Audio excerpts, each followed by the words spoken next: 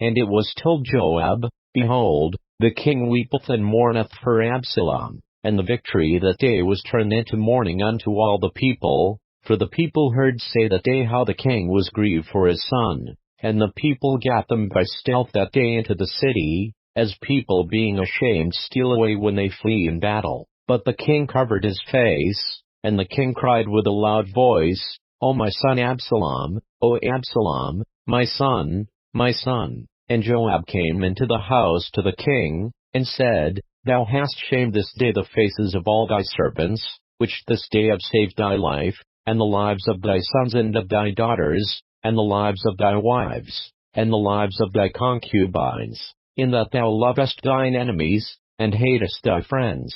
For thou hast declared this day, that thou regardest neither princes nor servants, for this day I perceive, that if Absalom had lived, and all we had died this day, then it had pleased thee well. Now therefore arise, go forth, and speak comfortably unto thy servants, for I swear by the Lord, if thou go not forth, there will not tarry one with thee this night, and that will be worse unto thee than all the evil that befell thee from thy youth until now. Then the king arose, and sat in the gate, and they told unto all the people, saying, Behold, the king doth sit in the gate. And all the people came before the king, for Israel had fled every man to his tent, and all the people were at strife throughout all the tribes of Israel, saying, The king saved us out of the hand of our enemies, and he delivered us out of the hand of the Philistines, and now he is fled out of the land for Absalom. And Absalom, whom we anointed over us,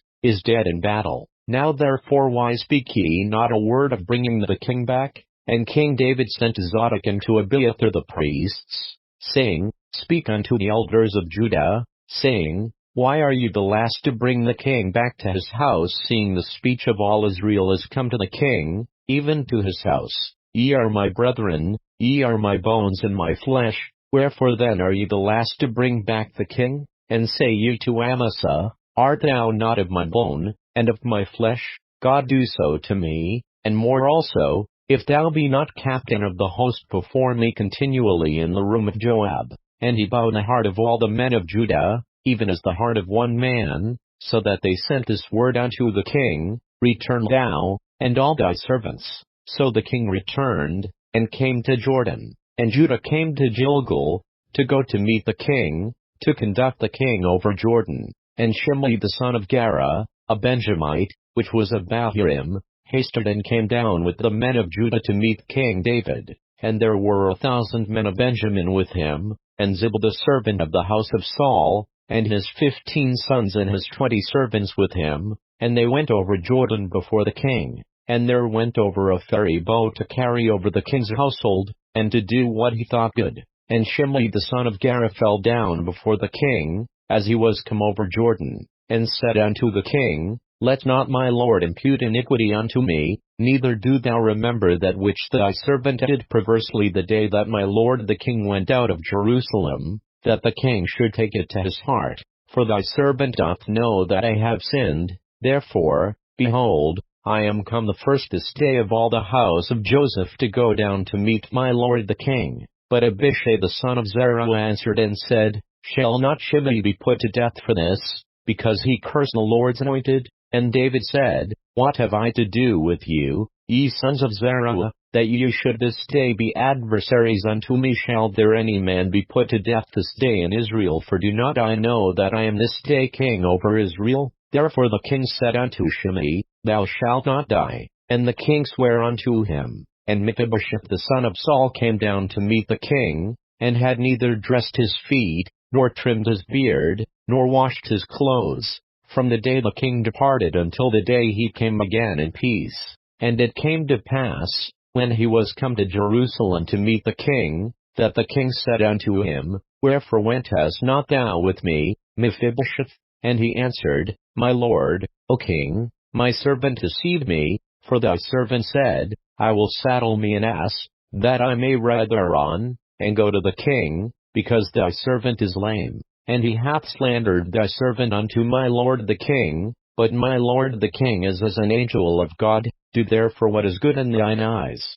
For all of my father's house were but dead men before my lord the king, yet didst thou set thy servant among them that did eat at thine own table. What right therefore have I yet to cry any more unto the king? And the king said unto him, Why speakest thou any more of thy matters? I have said, Thou and Ziba divide the land. And Mephibosheth said unto the king, Yea, let him take all, for as much as my lord the king is come again in peace unto his own house. And Barzillai the Gileadite came down from Rogelim, and went over Jordan with the king, to conduct him over Jordan. Now Barzillai was a very aged man, even 80 years old, and he had provided the king of sustenance while he lay at Mahanaim, for he was a very great man. And the king said unto Barzillai, Come thou over with me, and I will feed thee with me in Jerusalem. And Barzillai said unto the king, How long have I to live, that I should go up with the king unto Jerusalem?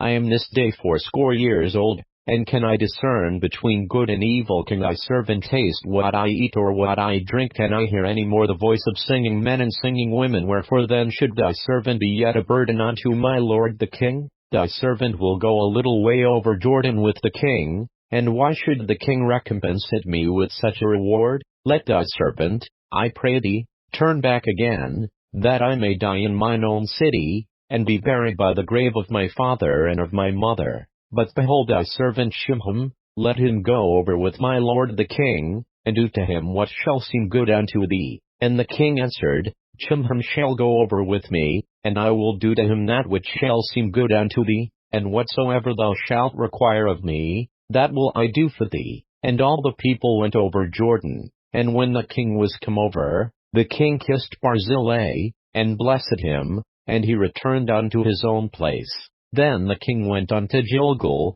and Shimham went on with him, and all the people of Judah conducted the king, and also half the people of Israel. And, behold, all the men of Israel came to the king, and said unto the king, Why have our brethren the men of Judah stolen thee away, and have brought the king, and his household, and all David's men with him, over Jordan? And all the men of Judah answered the men of Israel, Because the king is near of kin to us. Wherefore then be ye angry for this matter? Have we eaten at all of the king's cost, or hath he given us any gift? And the men of Israel answered the men of Judah, and said, We have 10 parts in the king, and we have also more right in David than ye. Why then did ye despise us, that our advice should not be first had in bringing back our king? And the words of the men of Judah were fiercer than the words of the men of Israel.